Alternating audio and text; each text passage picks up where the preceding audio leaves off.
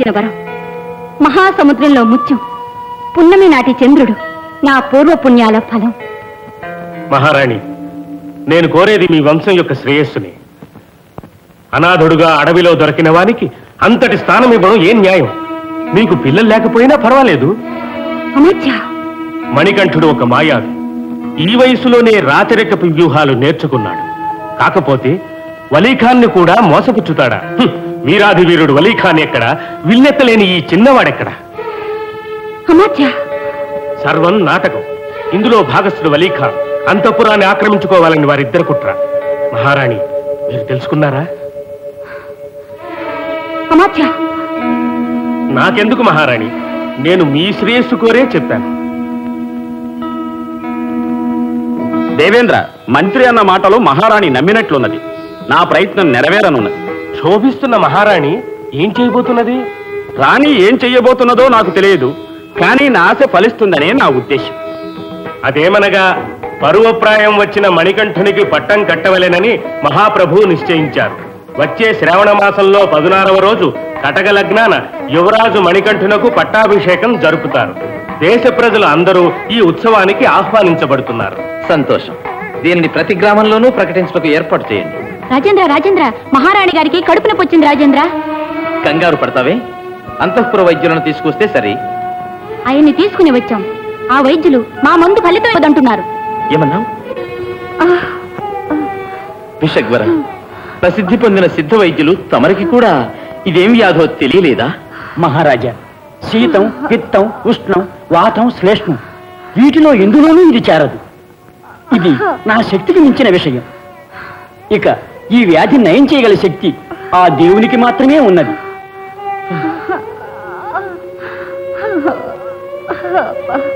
ఈశ్వర, ఆనందంగా కాలం గడుపుతున్న ఇటువంటి స్థితిలో ఈ పరిశోధన. జగదీశ్వర, దేవిని కాపాడి మమ్మల్ని సంతోషపెట్టు భగవాన్. దేవేంద్ర, ఇప్పుడే మనకు ఒక అవకాశం వచ్చినది.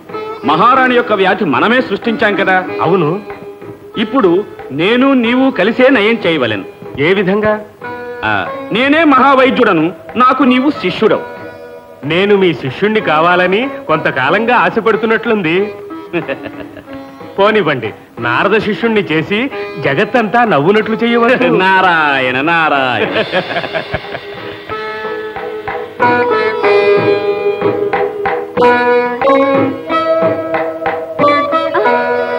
రాజన్య, రాజన్య, ఒక సంతోష వార్త. ఏమిటది? హిమవత్ పర్వతాల నుండి 2 అపూర్వమైన ప్రకృతి వైద్యులు వచ్చి ఉన్నారట. చచ్చిపోయిన వారిని కూడా బ్రతికించగలరట. ఒకే మూలికతో సకల వ్యాధులను నయం చేయగలరట. ఏమిటి? దైవ సంకల్పమా? అలాగే ఉన్నది. లేకుంటే వారి ఆపత్ సమయంలో ఇక్కడికి రావడం ఏమిటి? సరే, వెంటనే వారిని ఆహ్వానించండి. చిత్తం. దిగులు పడకు దేవి, క్షణకాలం ఓర్పు వహించు. అమాత్యులు ఆ మహావైద్యులను తీసుకురాబోతున్నారు. ఆ వైద్యులు ఈ వ్యాధిని తప్పక నయం చేస్తారు.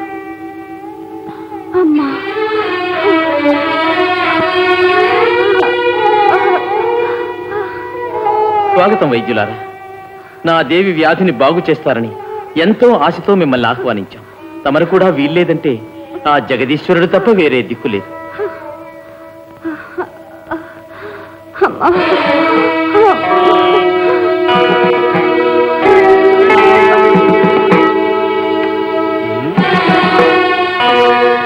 నాడి సరిగ్గానే ఆడుతున్నది.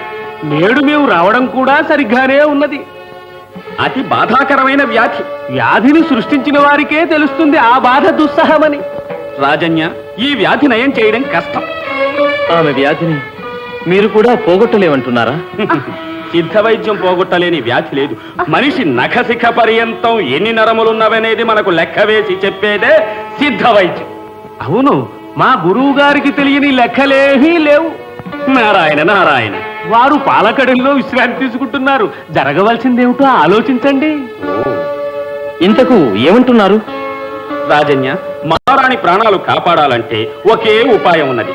అయస్కాంత చూర్ణమని నా వద్ద ఒక రకం మందు ఉన్నది. అది పులిపాలలో రంగరించి ఇస్తే వ్యాధి తగ్గుతుంది. పులిపాల? అవును, పులిపాలు, సింహం పాలు లాంటివి నా గురువుల మందులకు తరచుగా అవసరం అవుతాయి. పులిపాలు పితకడం ఎలా సాధ్యం? బ్రతికున్న పులి దగ్గరికి వెళితే